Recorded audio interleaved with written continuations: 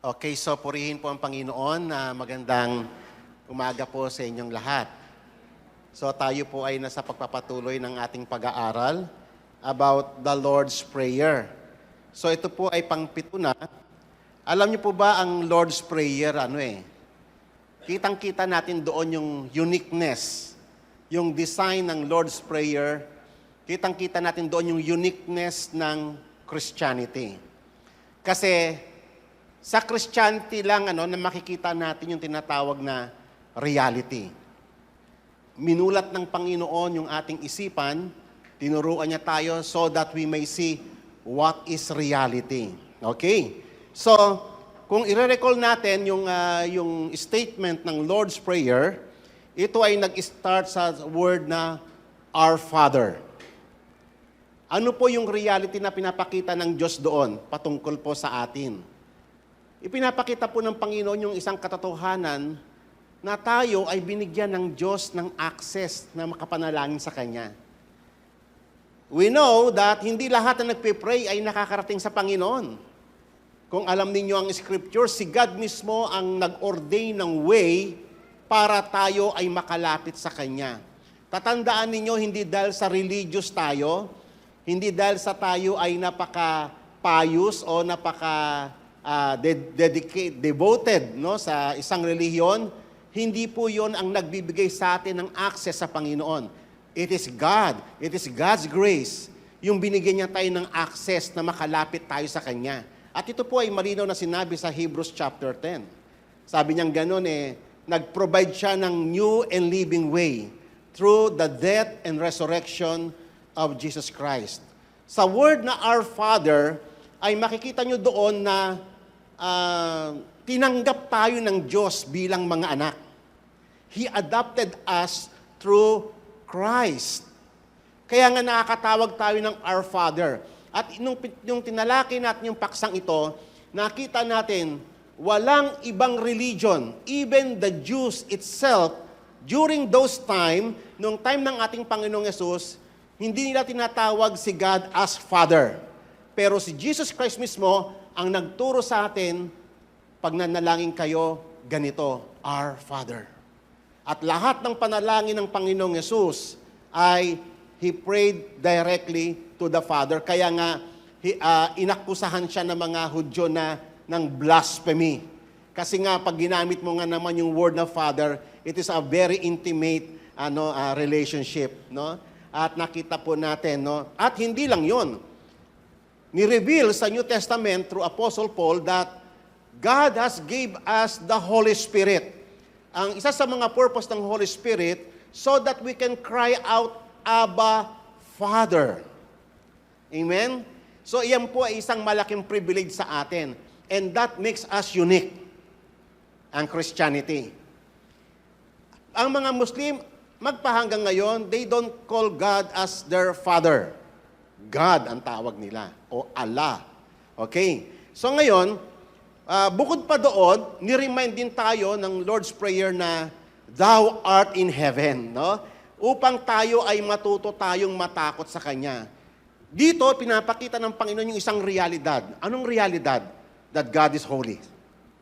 And we must fear Him. We must revere Him. Na huwag kang lalapit sa Kanya ng parabang napaka-casual. You should revere Him. Katatakutan mo ang Kanyang pangalan, bagamat binigyan Kanya ng karapatan na tumawag sa Kanya ng ama-ama ko, huwag mo siyang lalapastanganin.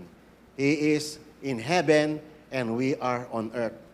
Those are realities na tinuro sa atin ng Panginoon through the Lord's Prayer. Another reality is the kingdom of God. Thy kingdom come, thy will be done on earth as it is in heaven. So, pinakita sa atin yung reality na ito dapat ang unang-una nating hinahanap. Yung kaharian ng Diyos. Sapagkat ang tao, hindi yan ang content ng prayer nila. Kung titignan ninyo ang priority sa prayer ng mga tao, puro sarili nila. Mga sarili ng kagustuhan, Lord, ingatan po ako, pagpalain po pamilya ko, pagalingin po ako. Puro self-centered ang mga panalangin natin. Pero si God, idinirect niya yung ating panalangin sa mas mahalagang bagay, which is the most priority, the utmost na concern ay yung Hilingin mo yung kaharian ng Diyos na dumating sa buhay natin sapagkat nandoon ang lahat ng iyong kasapatan. Na sa kingdom of God ang ating buhay, ang ating pag-asa, ang ating kinabukasan, ang ating fulfillment, ang ating satisfaction, lahat ng ating mga concern sa buhay ay nasa kingdom of God. The problem is, nung tayo bumagsak sa kasalanan, naging least priority sa prayer natin ang kingdom of God. And sometimes, hindi na napapanalangin yon. Tama? So, nakita nyo, napaka-unique ng Lord's Prayer. Idinadalik tayo doon sa kung ano ba talaga yung katotohanan na namimiss ng isang ordinaryong tao. Another reality na pinakita ng Panginoon sa atin is about yung provision ng Panginoon. Give us this day our daily bread. Diba? Kasama yon, isa yun sa mga integral part ng prayer. Ano yung reality na pinapakita ng Diyos doon sa may talatang iyon? That, yes, God, He is the provider. Siya ay nagsusustain sa atin, but God governs our lives. Kasama sa pag-provide ng Panginoon, kasama na nirurule ni God yung ating buhay.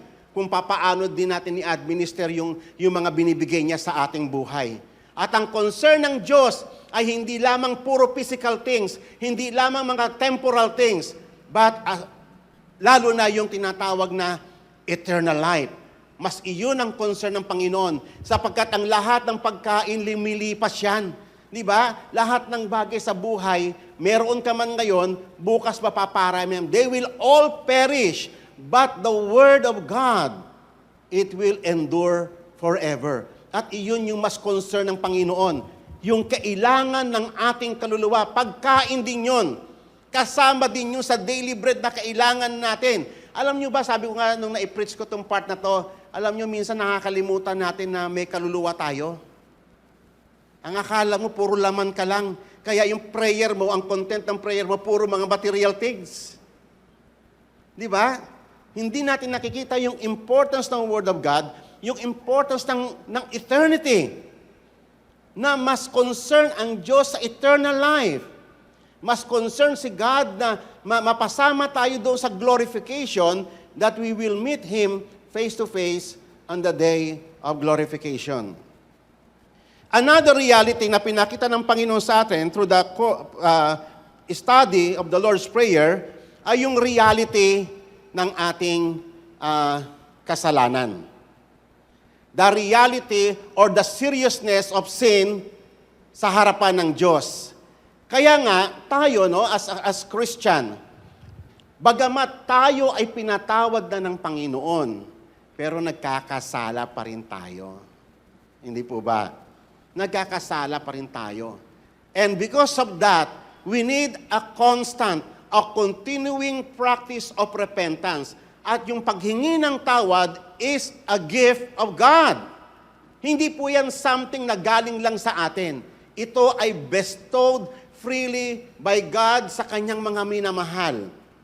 At gamitin natin ito, mga kapatid, so that tayo ay mapanatili natin yung strong relationship with our God. Yung practice ng repentance is a healthy practice ng every Christian. Sapagkat tayo, hindi na tayo comfortable sa presence ng sin. We hate sin. Bagamat nagkakasala pa tayo. Iba na po yung ating kalagayan. Noon, we enjoy sin. We enjoy it so much. Because sin is a normal part ng ating being. Normal part in the exercise of our profession and everything we do in our daily activities. Integral part ng kasalanan. We enjoy it. But now, hindi na po ganun ang kwento natin. We hate sin. Di ba? Kaya nga tayo, even in our unconscious moment ng ating buhay, pag ikaw ay nasa conscious moment na, you recant, inaayawan mo yung mga bagay na pumapasok sa isip mo na hindi tumpak sa harapan ng Panginoon. And another reality na pinakita ng Panginoon sa atin ay yung hindi lamang yung ikaw yung humihingi ng tawad sa Panginoon.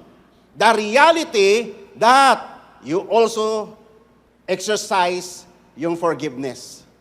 Kung ikaw ay tumanggap ka ng forgiveness, inaatasan tayo ng Diyos na i-exercise mo rin yan sa iyong kapwa. I-mirror mo yung grace ng Diyos.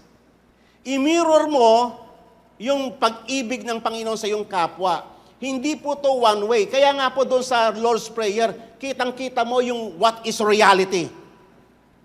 Hindi po yan nakikita ng mga ordinaryong tao or other members of the other religion. Only Christianity ang nakakita niya sapagkat we have been taught by our God. Amen?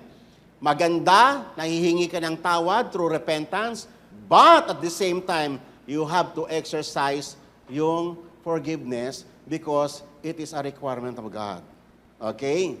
So, hindi po yan one way. And then today, we will tackle another reality. Ano yung reality na ating pong pag-uusapan ngayon? Yung topic na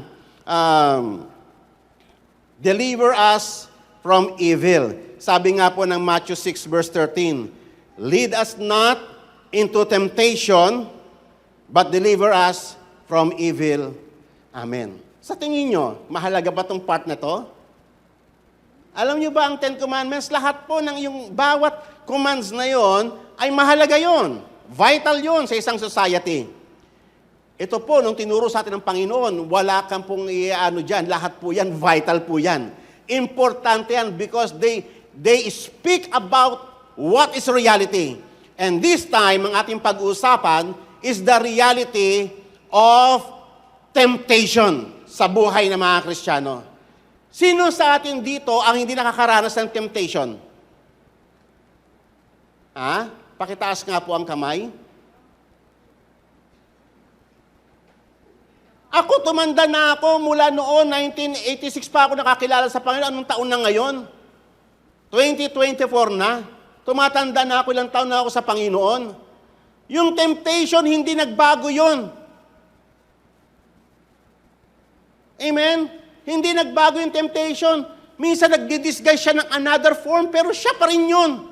Lagi siyang nasa tabi ko, lagi siyang nasa isip ko, sa lahat ng saglit. Kung may opportunity siya na i-tempt ako, iti-tempt niya ako. Amen. Temptation is a reality. You cannot avoid it. Hindi yung dahil bata ka lang, kahit matanda ka na. Hindi yan titigil hanggang sa mamamatay ka, hindi ka tinatantanan ng temptation. This is reality. Kaya yan inilagay ng Panginoon kung bakit napaka-importante, naging integral part ng prayer, our daily prayer, Lord, lead us not into temptation, but deliver us from evil. Because it is a serious matter. We are at war. Amen. At ang isang katotohanan dito, bukod yung temptation is reality, and there is a war going on in our lives, and ang isang katotohanan dito na pinapakita ng Panginoon, bakit kailangan mo manalangin ito? Sapagkat napakahina ng ating laman to resist temptation. Amen. Sino rito yung strong enough na kayang-kaya niya lahat ng temptation by himself without the help of God? Pwede na po kayong mag-graduate sa pananampalataya. Amen? At kapag sinabi mong kayang-kaya mo na ang temptation, tuwang-tuwa si Satan sa'yo. Anak, ang galing mo talaga. Sa wakas, nalinlang din kita.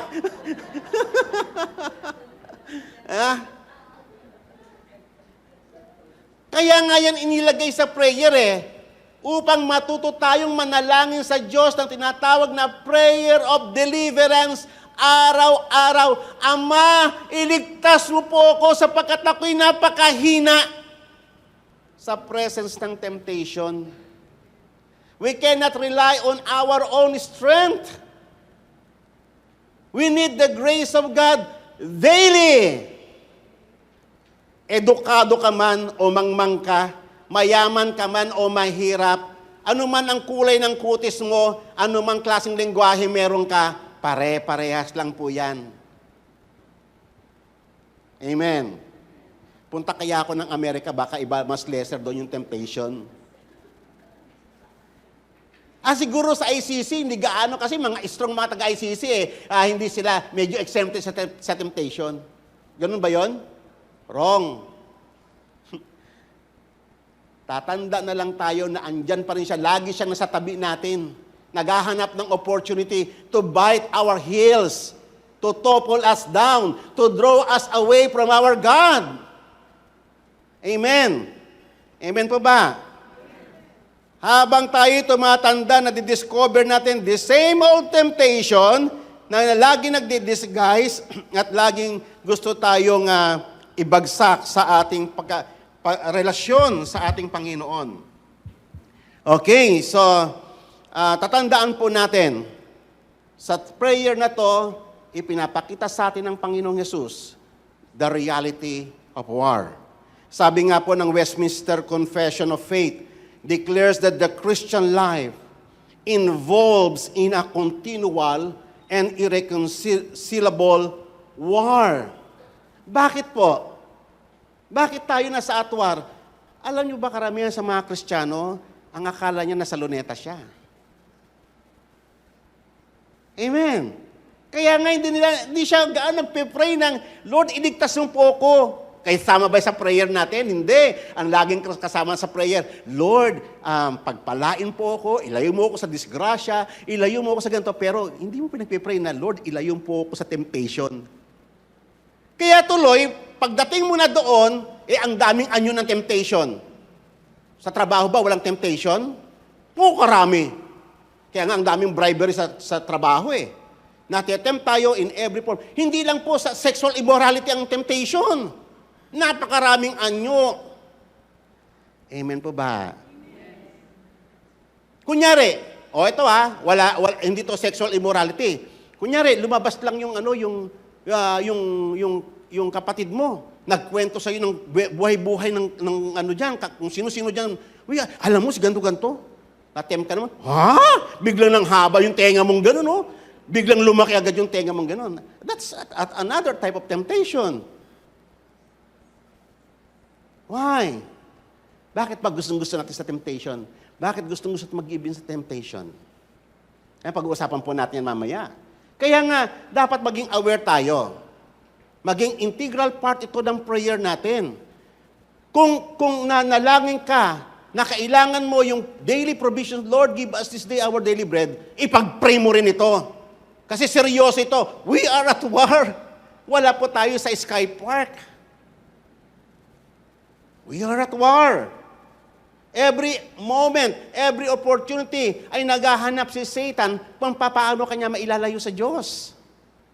Okay, marami pa tayong pag-uusapan pa mamaya. Okay? So ipinapakita rito sa ating pong pinag-uusapan kung sino si Satan. Si Satan as the arch enemy of Christ. Ang tawag sa kanya is tempter o deceiver. Yun siya, trabaho niya talaga yun. Huwag mong sisihin si Satan, bakit kasi ako tinutokso ni Satan? Trabaho niya talaga yun. Profession niya talaga yun. Pero ang Panginoon, meron siyang tinuturuan niya tayo, pag-pray ka, humingi ka ng tulong sa Diyos. Satan is real. At huwag mo siyang mamaliitin. Amen. Huwag mo siyang i-undermine. Okay? At tinuruan tayo ng Panginoon na papaano tayo, ang Biblia ay punong-puno ng mga admonition kung paano natin ma-overcome si Satan, yung kanyang mga temptation, yung kanyang mga deception. Okay? So, let's proceed. Okay. So, ano yung mga kahalagahan ng prayer na ito? Una, pinapaalala sa atin ng Panginoon yung kahinaan natin, our frailty, and our vulnerability. Amen. Yan po yung katotohanan na hindi natin dapat i-ignore. We are vulnerable sa temptation. We are powerless, defenseless. Huwag mong sasabihin sa akin, kapatid, na ang lakas mo. Kunyari, manonood ka ng X-rated. Hindi ako naapektuhan ng mga X-rated na manonood akong ganun. Oo, come on. Hindi ako naniniwala. Yabang lang yun ng tao. You should not do that. Nilalagay mo ang sarili mo sa peligro. We are powerless. We are defenseless in the presence of temptation. Kung wala ang Panginoon, tayo'y kawawa. So therefore, we need His grace and salvation daily. Ang paghingi ng kaligtasan ng Diyos ay araw-araw, kalakip ng ating panalangin. So nakikita niyo na po ba, mga kapatid, kung gano'ng ka-importante itong part na to? Mahalaga ba ito, mga kapatid? Kung mahalaga ang inyong paghingi ng pangangailangan araw-araw sa Diyos, mahalaga din yan. Di ba? Hindi lang yung iligtas ka ng Diyos sa mga kapahamakan, sa sunog, sa magnanakaw, sa masamang loob. Ipag-pray mo rin yan, kapatid, na deliver us from evil. Ilayo mo yan kasi ang temptation, may andyan siya. Nagdi-disguise siya. Kung ano-anong anyo. Di ba? Kunyari, nagkatampuhan kayong mag-asawa. Tapos may alumni meeting. Nagkita kayo ng mga ka-alumni mong ganun. Yung nirereto sa'yo nung bata pa kayo nandoon. Pinagreto-reto naman kayo ng mga ka-batchmate ninyo. Na may war kayo ng asawa mo. Ikaw naman, para bang siguro naunawaan naman siguro ng Diyos. O yan, mga deception ni Satan yan, mga ganyan. Di ba? God wants us to cry for guidance. For God's leading to preserve, nais ng Panginoon na i-preserve tayo sa temptation, na wag nating isosurrender yung ating buhay sa evil. This is a plea for sanctification, for growth in the Lord, in His Spirit. Okay? At sa pamamagitan nito, tatandaan ninyo, ang tanging victory. Meron bang tagumpay sa presence ng temptation? Yes! May tagumpay. Kaya nga tayo tinuturuan ng Panginoon manalangin Kasi si Jesus nagtagumpay siya Amen? Ano ang sabi sa Hebrews chapter 4 verse 5? He was tempted in all points like us. But He remained sinless. Hindi siya nagkasala. Siya lang yung tao na hindi nagkasala. Kaya nakikipagsympathize siya sa atin as our high priest. Alam niya yung kahinaan ng laman natin. Okay? So, magtatagumpay lang tayo. Kaya nga sabi nga ng Panginoong Yesus, in this world you have many tribulations. That is a reality. But be of good cheer. For I have overcome the world. Siya lang yung nag-overcome. Kaya, yung tanong doon sa may 1 John chapter 5, who will overcome the world? Ang tanong niya sa atin. Those who believe in the Son of God. Amen?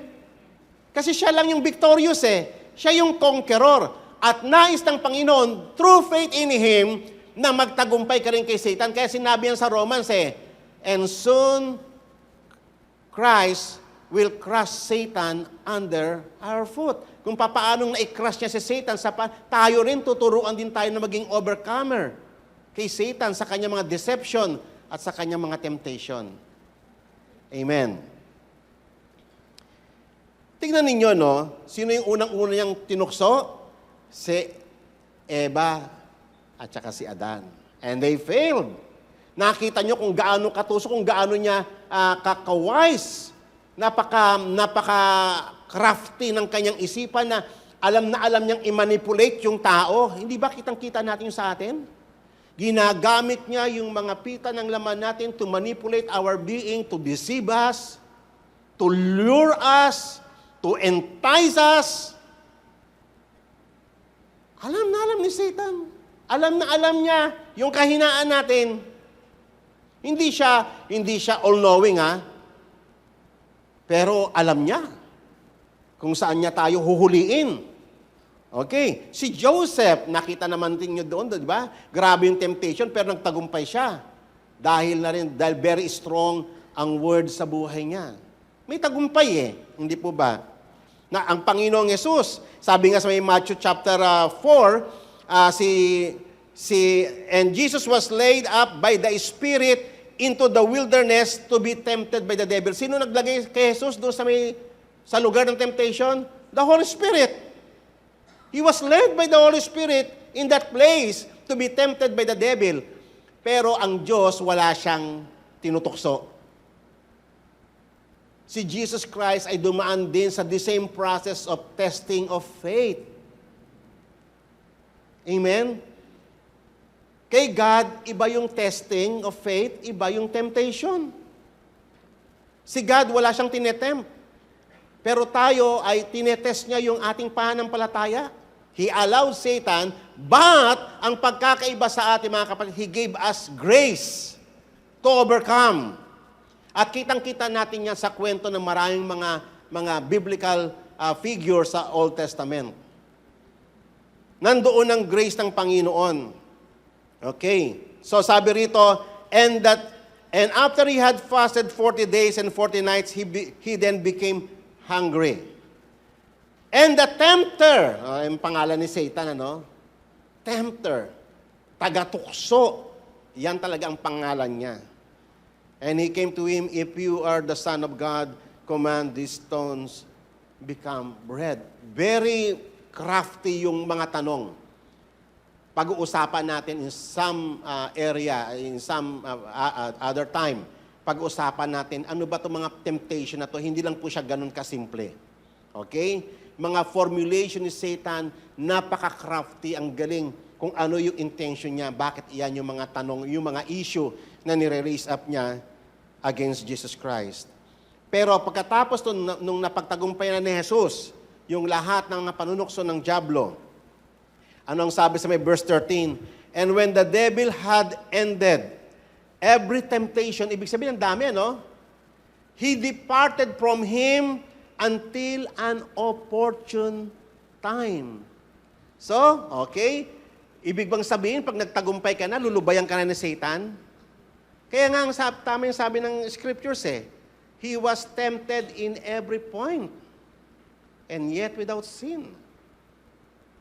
Kaya wag po tayong, bagamat maganda, we rejoice, nagtagumpay tayo sa isang temptation, be careful. Kaya winaningan tayo ng scriptures na wag kayong mga nag-aakalang nakatayo, wag kayong maging kampante. Baka mamaya, nakatumba na pala kayo, hindi nyo alam. Tama? We cannot rely on our own selves. We cannot rely on our own strength. Kaya nga ito ay integral part ng prayer na tinuro ng Panginoon. Do not lead us into temptation, but deliver us from evil. Kasi pag na-tempt ka, ang end result ng temptation ay makakumit ka ng evil against God. Okay? Kaya yan po yung tema ng panalangin na tinuturo ng Panginoon sa atin. At kaya nga, tignan niyo ay mga apostles ng Panginoon during yung mga last moment ni Jesus Christ sa earth.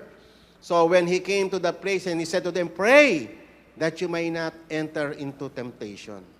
Pero dahil talaga sa kahinaan ng laman ng tao, siyempre siguro, understandable naman kasi lakad sila ng lakad, ang dami nang pinupuntahan, lalo na yun, crucial moment na yun, mga last days na ni Jesus Christ yun, so marami silang pinupuntahan. Nakatulog pa rin talaga yung mga alagad nila. Siguro nag-pray din sila, pero nakatulog sila. At habang nagpe-pray si Jesus Christ, binalikan niya sila, tulog na tulog Kaya sabi ng Panginoon, and He said to them, why are you sleeping? Get up and pray that you may not enter into temptation. Kasi totoo nga yun. Pagkatapos ng moment na to, dinakip ng Panginoong Hesus at nagpulasa na sila. Si Peter, na puro pagmamayabang si Peter, hindi, ipagkatanggol kita. Naku Peter, sabi ko sa iyo, 3 beses mo ko ipagkakanulo. Totoo nga. So nakita mo yung tao, ano yung the best ng tao? Kayabangan. Mayabang lang talaga ang tao, kala mo kayang-kaya niya. Si Peter ganun Parang tayo rin, mayabang. Yung confidence na sa flesh. Mas marami, alam nyo ba ang tao? 90% yabang. Yan po ang tao. Kitang-kita natin yan kay Peter. Kaya inano siya ng Panginoon. Mamaya makikita po natin yung eksaktong passage doon.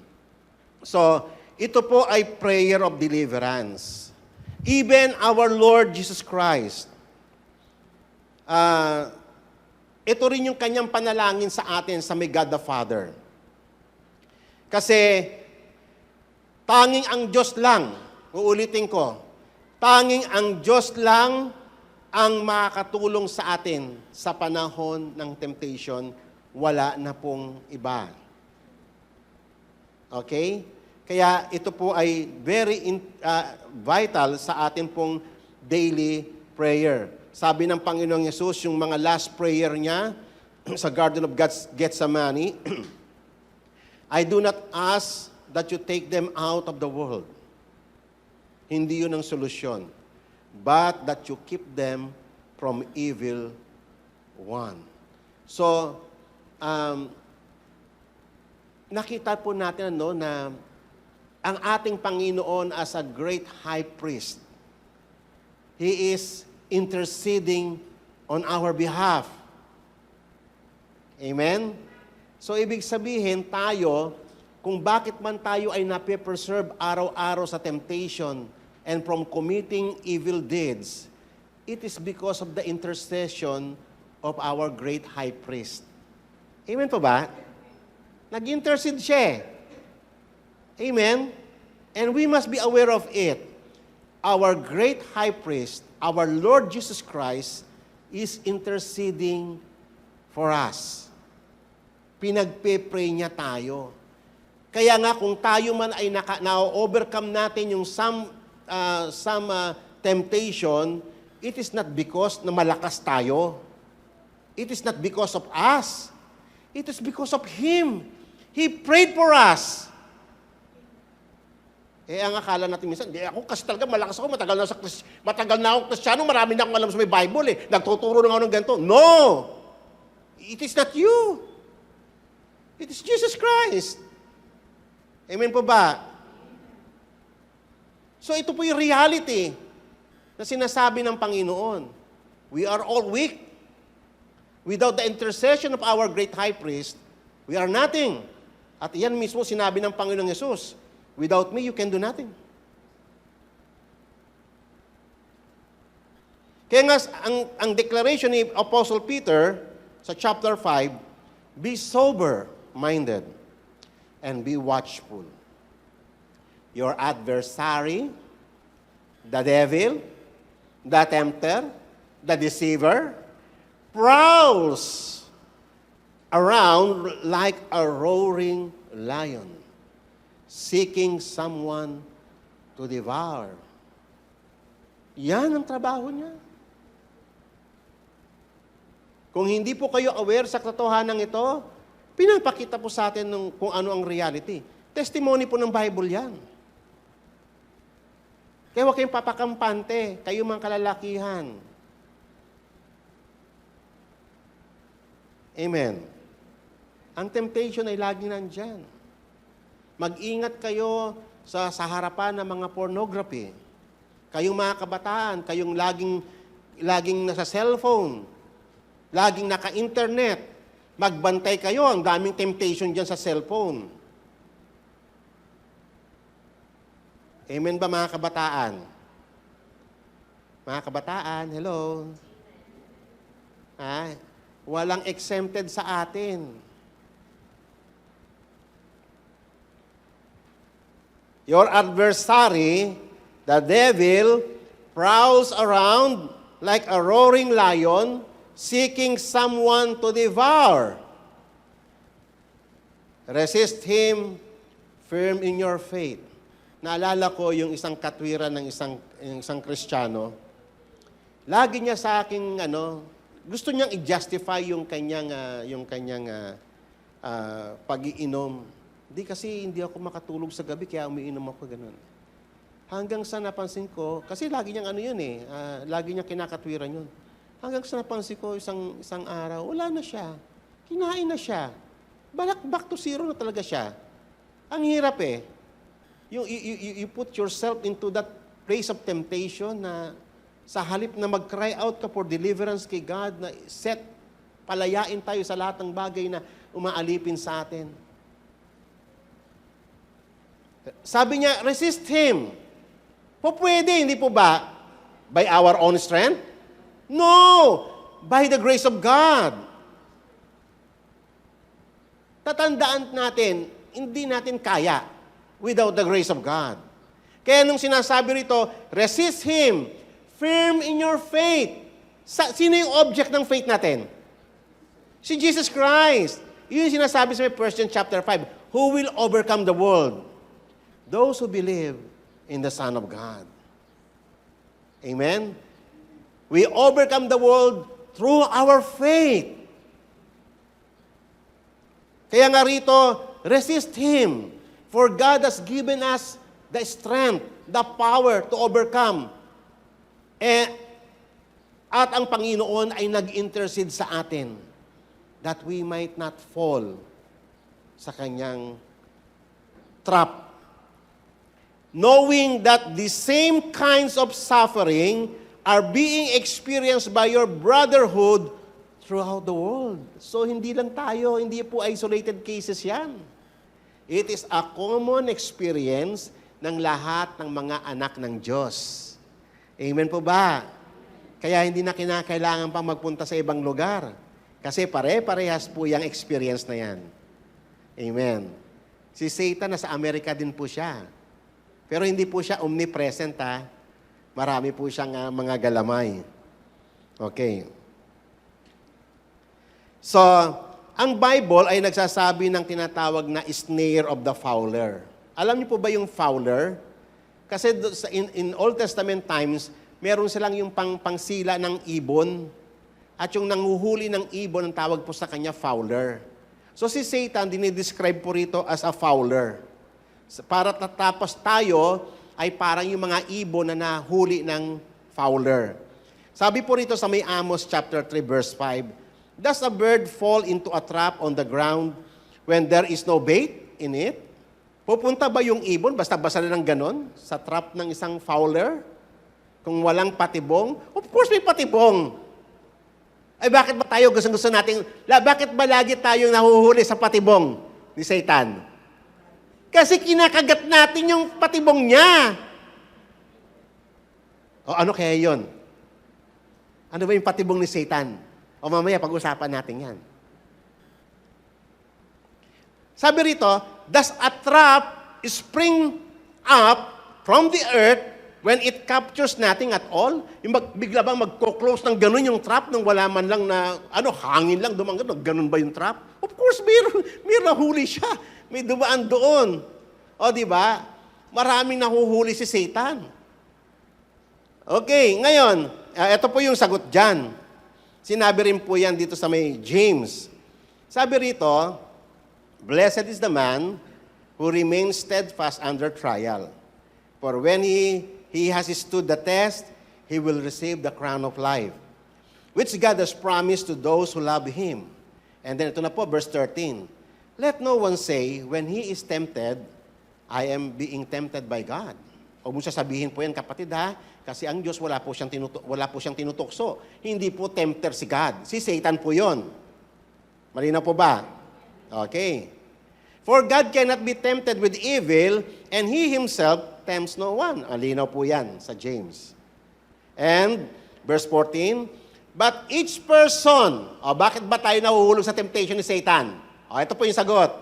Verse 14, but each person is tempted when he is lured what? By what? Enticed by his own lust. By his own lust of the flesh, lust of the eyes, and boastful pride of life. O, di ba? Yung kayabangan, trap ni Satan, temptation ni Satan yun. Gusto ng mga tao maging palalo eh. O, di ba? Gusto lahat ma-recognize. Pag hindi ka na-recognize, kaaway ka niya.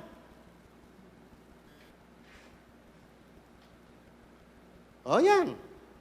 Kaya nga sabi kayo na, mahuhulog ka ba kung walang patibong? O, di ba? May patibong.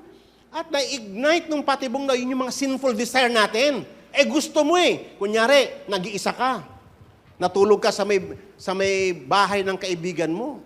Tapos, sa ilalim pala ng unan doon, merong mga bold magazine. Nakita mong ganun, nang laki yung mata mong ganun, talaga namang, yan, temptation yung mga ganun, no? Trap ni Satan yon.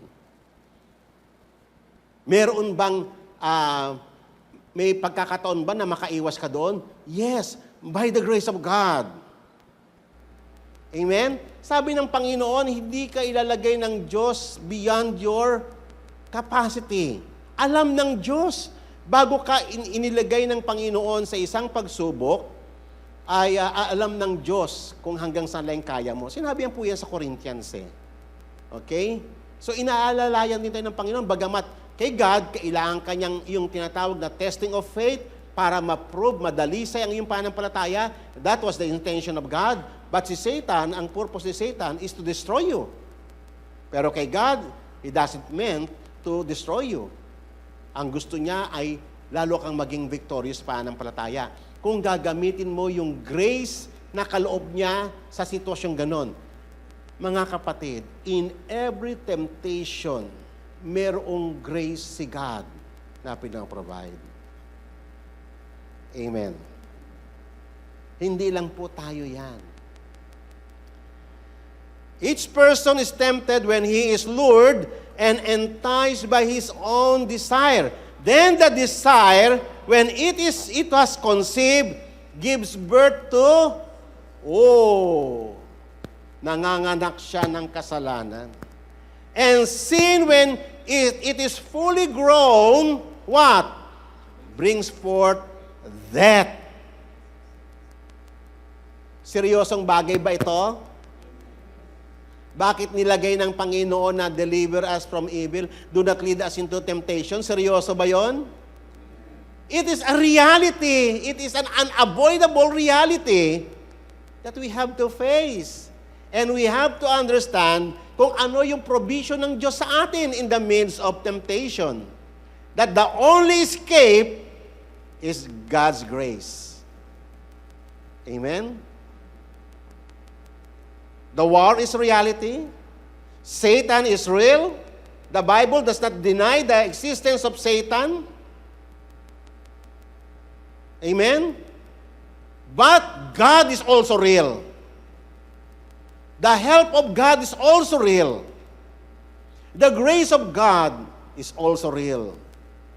Nandoon lagi yan. Okay. So, winawarningan tayo ng Panginoon so that we may not fall doon po sa temptation ni Satan na mag-end tayo. Alam nyo ba kung ano ang result kasi ng pag tayo ay nag-fall into temptation ni Satan? Especially pag hindi mo alam ang gospel. Alam nyo kung ano yung result? Pag nakakomit, kunyari, na-tempt ka, naglagay si Satan ng isang patibong, and then kinagat mo yung bait niya. And then nung matapos makagat yon, ang end result niyan is condemnation. Makokondemn ka sa heart mo, magigilty ka. Amen? Magigilty ka, kukonsensya ka, mababagabag ang kalooban mo. At yung pagkabagabag ng kalooban, yun na ang unti-unting maglalayo sa'yo sa Diyos. Ayaw ko nang pumunta sa Panginoon kasi nahihiya ako Ganon. Yun na. Kasi, na-lure ka ni Satan. Hindi naman dapat ka mauuwi sa ganun if you know the gospel. Kasi si Christ, mga kapatid, pag nagkasala tayo, mayroong provision si God sa atin, yung biyaya niya, yung gift of forgiveness, yung gift of repentance, na sa atin yun If you know those things, which is in the gospel, na kapag ikaw ay nagkasala, pwede kang humingi ng tawad sa Panginoon, gaano man kabigat yung nagawa mo. And the Lord assures us of His forgiveness. Amen pa ba? So that hindi ka kakainin ng guilt mo. Kasi yung guilt mo, maglalaro yan sa puso mo at iyan ang maglalayo sa iyo sa Diyos. Kung ano-ano nang papasok na kwento sa isip mo, hanggang sa mahihiya ka na sa presence ng Diyos. Nangyayari yan. At ang dami nang nailayo. Nailayo ni Satan sa Diyos dahil sa ganyan, sa guilt feeling. At yung iba pa, guilt tripper pa. Si God, hindi po siya guilt tripper. Amen. Nais ng Diyos na makalaya ka sa guilt, kaya nga si Christ ay namatay for guilt as a guilt offering. Amen. Kasi pag nagkasala ka, automatically, you are guilty before God objectively. But Christ died as a guilt offering. So that pag tayo anumang offense natin, through the gift of repentance, wala ka na sa guilt. Na-cover na pati yung sin mo, pati yung guilt mo by the offerings of Christ. If you know the gospel, may pag-asa ka na makarecover at makabalik sa Diyos. At iyan ang nais ng Panginoon, makabalik tayo sa Diyos. Huwag kang kakainin ng guilt mo. Huwag mong hayaan na kainin ka ng guilt mo at mailayo ka sa Diyos. May forgiveness kay God. Gaano man kabigat yung nagawaan natin. Amen? Sa atin, wala sa ating guilt tripper, di natin trabaho mang guilt trip. Kasi yung sin mismo, yung commandment ng Diyos, talaga namang ano yun, pag nagkasala ka kay God, talagang mabigat talaga sa'yo yun. Hahabulin ka talaga ng guilt mo. Kaya hindi na natin kailangan pa magdagdag doon, hindi na tayo kinakailangan mang guilt trip, kasi talaga yung kasalanan, magkakaroon ka talaga ng guilty conscience doon. Sufficient na yon. Pero ang nais ng Panginoon, makalaya tayo doon sa guilt. Kasi delikadong bagay yan, seryosong bagay yan. It will destroy you, yung guilt. At habang tayo ay nagpapatuloy sa pagkakasala, lalo kang kakainin ng guilt. At ayaw ng Diyos yun. Christ, remember this mga kapatid, Christ died as a sin offering as well as a guilt offering. And He is our peace offering. So that may kapayapaan tayo sa Diyos. Kaya nga sinabi yan sa Romans chapter 8 verse 1, there's now no condemnation to those who are in Christ Jesus. Amen. Ang nagko-condemn na lang si Satan because of your ignorance. Kasi blinded ka sa reality ng gospel. O yan o, nagkasala ka, hindi ka nakarapat dapat, pataas-taas ka pa ng kamay, akala mo kung sino ka, hypocrite ka naman. Yan ang si Satan. Si Satan yon. Pero si God hindi po ganon. Amen. Kay God may hope. We are born in a living hope. Di ba sinabi yan sa Isaiah, gaano man karami ang iyong kasalanan, kahit na ikaw ay pulang-pula sa iyong kasalanan, kaya kang paputiin ng Diyos, white as snow. O nakita mo yun, grabe yung pag-ibig ng Panginoon. So ganun yun mga kapatid, we have to understand the work of God so that the devil could not deceive us. Kaya nga, ang sabi nga po doon sa Book of Revelation anong pagkakasabi sa Book of Revelation? And they overcome him, si Satan, through what? Through the blood of the Lamb and by the word of their testimony. Di ba? Na-overcome si Satan dahil sa alam natin yung atonement, yung power ng atonement ni Christ. Yung kanyang sin offering, yung kanyang guilt offering, yung kanyang peace offering, yung kanyang burnt offering. If you know those things, the finished work of Christ, ma-overcome natin si Satan. Yung lahat ng kanyang kasinungalingan sa ating mga buhay. Okay. Kaya nga rito, kitang-kita nyo yung gospel. Dito po sa may Psalms 124. Ano po yung sabi rito? Kung hindi daw ang Panginoon ang pumanig sa ating side, na kahit na tayo ay enemies ng Panginoon, and yet, dahil sa kanyang habag, hindi dahil sa atin, pumanig ang Diyos sa ating side. Sabing ganon, verse 3, kung hindi ang Diyos ang pumanig sa atin, siguro, sabing ganon, they have swallowed us alive when their anger was kindled against us. The words is speaking about the devil. Then the waters would have engulfed us, the stream would have swept over our soul, then the raging waters would have swept over our soul. And then in verse 6, ito po yung ginawa ng Panginoon. It speak about the work of Christ. Blessed be the Lord, who has not given us to be torn by their teeth. Our soul has escaped as a bird out of the snare of the trapper. O meron talagang may patibong talaga si Satan. At ang tangi lang sa atin doon, yung tanging makakapag-alis lang sa atin doon, ang Panginoong Yesus. For He has broken every chain. Amen? He destroyed the power of death sa atin. He has set us free from the power of the fowler. Our soul has escaped as a bird out of the snare of the trapper. The snare is broken. Sabi nga ng kanta kanina, the power of death ay na-destroy. He has set us free. Hallelujah. Death has lost its grip from me. Di ba? Ang ganda ng kanta ngayon kanina. Our help is in the name of the Lord who made the heaven and the earth. That is the truth about the work of Christ. Kaya nga kung tayo, mga kapatid, nag-fall into his temptation, there is still hope. Do not be condemned. Pray. Pray. Mag-pray tayo ng deliverance sa ating Diyos. It's not too late. Walang nagko-condemn sa inyo. Di ba? Sinabi mismo ng Panginoong Yesus yan. Neither I did not condemn you, sabi ng Panginoong Yesus doon sa may babae na sa may prostitute.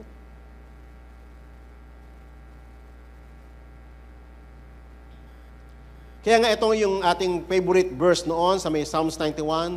He who dwells in the shelter of the Most High will abide under the shadow of the Almighty. And I will say of the Lord, my refuge and my fortress, my God in whom I trust. Yung laging tumatawag sa Panginoon for His deliverance, nagiging fortress niya na si God. Nakikilala niya na si God as His fortress. Amen? Na kanyang takbuhan sa panahon ng ligalig, sa panahon ng mga pagsubok. For it is He who delivers you from the snare of the trapper and from his deadly pestilence. He will cover you with His pinions, and under His wings you may seek refuge. His faithfulness is a shield and a bulwark. Amen po ba? Salamat sa Panginoon. May pag-asa tayo na dahil sa ating kamangmangan, nahuhulog tayo, and yet there is still hope in Christ. Huwag ka lang magtuloy-tuloy, kapatid, na mag-plunge sa evil. Do not allow Satan na totally na mailayo ka niya sa Diyos. May hope sa Panginoon. Kaya nga po, isa sa mga importanteng doctrine ng Bible, alam niyo kung ano? The doctrine of perseverance. Or the doctrine of yung tinatawag na divine preservation. Alam niyo ba, pinipreserve tayo ng Panginoon? Kaya nga ang Panginoong Jesus ay nag-i-intercede sa atin on our behalf para tayo ay mapanatili. At ito, kitang-kita mo yung doctrine of preservation dito po sa may Luke chapter 22, yung kwento ni Peter. Noong una kasi Peter, ang yabang kasi. Sabi, Lord, huwag kang mag-alala, hindi kita iiwan hanggang sa dulo ng aking hininga. Ang sabi sa kanya ni Jesus Christ, Simon, Simon, behold, pinakita sa kanya kung ano yung reality, behold, Satan demanded to have you, that he might sift you like a wheat. Sasalain ka niya. But, sabi nga as an intercession, as our great high priest, but I have prayed for you. Amen? Ang ganda, hindi po ba? Pinagpipray tayo ng Panginoon But I have prayed for you that your faith may not fail. Sige, maaaring matempt ka ni Satan dahil sa kahinaan ng laman natin. Yes, maaaring magtagumpay sa dyan. Pero yung faith mo, hindi magpe-fail because of divine preservation. Marami rin tayong palpak. Maraming beses na tayo nahulog sa trap ni Satan, hindi po ba? And yet, we are being preserved. Amen. Akala nyo ba ako, makakarating ako rito sa ganitong tagpo nang hindi rin ako, ilang beses din ako bumagsak sa temptation ni Satan? Marami rin. Mayabang na lang yung nagsasabi na hindi siya nag-fall kailanman sa temptation ni Satan. Yes, lahat tayo. But we are being preserved. Hindi nag-fail yung faith natin dahil sa intercession ng ating Panginoong Yesus. Amen. And when you have turned again, strengthen your brothers. So nakita nyo, alam na ng Panginoon magpe-felicitate si Paul si Peter. And Peter said to him, Lord, I am ready to go with you both in prison and to death. Ang yabang talaga, no? Yan, sasabi ko sa iyo, ang tao puro yabang lang, alam niya. Yan ang best ng tao, yabang. And then sabi ng Panginoon, Jesus said, I tell you then, Peter, the rooster will not crow this day until you deny me 3 times. Totoo ba? Yes. Nasaan na yung sinasabi ni Peter na, Lord, hanggang prison, hanggang kamatayan, kasama mo, nasaan na yun? Kaya nga, after that na ano yung nakita yung senaryo, condemn si Peter, di ba? Condemn siya. Devastated siya dahil nakita niya yung kahinaan niya. Are we greater than Peter? No. We all need God's grace for our survival. We need God every minute of our lives. We need God. We cannot live without Him. Kaya nga mga kapatid, kung kayo ay nagpe-pray, wag niyong kakalimutan yung tagpong ito ng prayer. Because this is a reality. So, bakit tayo kinakailangan mag-pray ng deliverance? Unang-una, as a review, dahil napakahina ng ating laman, and we are very prone sa temptation, at ang very easily na tayo ay ma-entice ng ating sinful desires. That is a fact. That is a truth. Hindi mag-end yan. Mag-end lang yan kung dumating na yung resurrection. Amen. Another truth. God alone can deliver us. Siya lang. Wala nang iba. We need His grace so that we may able to resist the temptation. Ito po ay very popular verse sa may James chapter 4 verse 7. Ito po yung ating calling. Ano po ang sabi rito about temptation? Submit yourselves then to God. Resist the devil, and the devil will flee. Tatandaan ninyo, yung word na resist ay hindi lamang po human effort yan. Yan ay grace na binigay ng Diyos that we may able to crush Satan under our feet. Amen. At sinabi rin ng Panginoon, the devil will flee. Tumakbo ba ang devil dahil malakas tayo? No. Tumakbo siya dahil malakas. Greater is the one who is with us. Amen. Kaya wag mo akalain na ikaw yung malakas. Greater is the one who is with us. Okay. Another verse in Revelation, chapter 12, and they conquered him by the blood of the Lamb and by the word of testimony. Ano yung word of testimony? Yung patotoo natin tungkol kay Jesus, kung sino, the person and works of Jesus Christ. Amen. Yung testimony natin, yung paninindigan natin sa kanyang katotohanan, ma-overcome natin. Okay. So, purihin ng Panginoon. At dito po tayo magwawakas sa may verse na ito. Pakibasa nga po yung verse na ito, 2 Corinthians 12, verse 9. Pakibasa po, sabay-sabay po.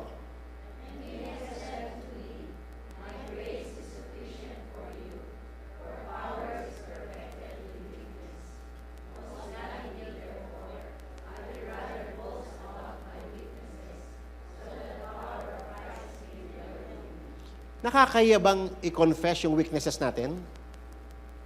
Mas maganda nga i-declare natin kay God yung weaknesses natin. So that ang ating reliance ay wala sa ating mga lakas. At huwag din tayo mag-fall sa temptation ng kayabangan. Kaya nga, sabi nga sa may Bible, kung sino man ang nais magyabang, ang ipagmayabang mo ang Panginoon. Dahil siya ay tapat sa kanyang pangako that He preserve us, that He has given us His grace, that the Lord, our Lord Jesus Christ Himself intercedes for us. That is the reality about temptation. May natutunan ba tayo ngayong araw na ito, mga kapatid? Tayo pong lahat ay tumayo at tayo po'y manalangin. Hallelujah. Purihin ka, Panginoon. Salamat po sa iyong divine preservation. Salamat po, Ama. May pag-asa kami sa panahon ng pagsubok at sa panahon ng tukso. Lord, inaamin po namin na kung sa aming sariling lakas, hindi po namin kaya. Tulad lamang po kami ni Peter na puro yabang lang po ang aming alam. Subalit ang katotohanan, O Lord, Ikaw, Panginoong Yesus, ang nag-intercede on our behalf because You know our frailty.